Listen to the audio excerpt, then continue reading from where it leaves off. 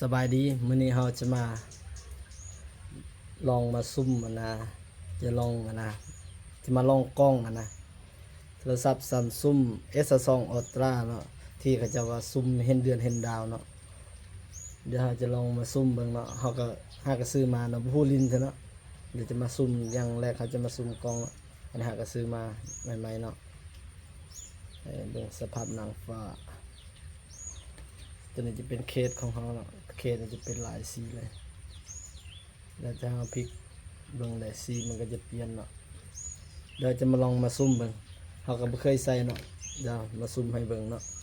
ว่ามันจะซุ่มได้คือเขาเจ้าโฆษณาบ่หรือว่าตามที่เขาเจ้าเว้ามาเนาะเขาก็บ่เคยใส่บ่ฮู้ใส่อีกเนาะมันนี่ก็ฟ้าบดนะมันฟ้าบดฝนตกเนาะเดี๋ยวเขาจะมาให้เบิ่งกล้องให้เบิ่งคร่าวๆเนาะอันนี้อยู่พี่ก็จะแจ้งแต่ว่าฟ้าบดเนาะเดี๋ยวจะซูมให้เบิ่งเนาะมันจะเห็นคือกระเจ้าโฆษณาได้คือกระเจ้าโฆษณาบ่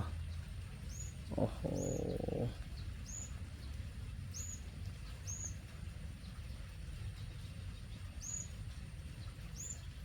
โอ้โหถือว่าสุดยอดแล้วทุกคนโอ้โหจะซูมเบิ่งไกลๆว่าใครมีโจรเข้ามาเนี่ยคนถือว่า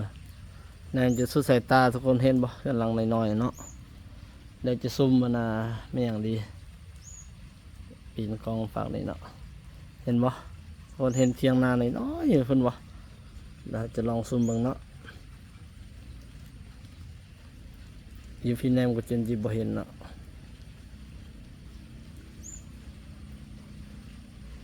ความจริงเขาต้องมีค่าตั้งกล้องเนาะมีค่าตั้งกล้อง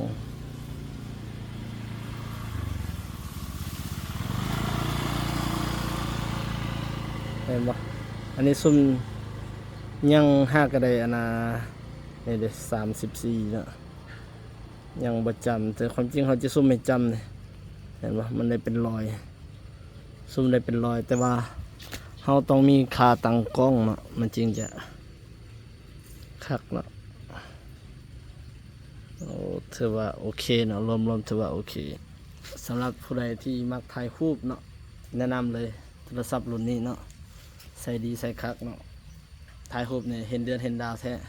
อันนี้เราผู้ใส่ซื่อๆเนาะความจริงให้เบิ่งความแจ้ง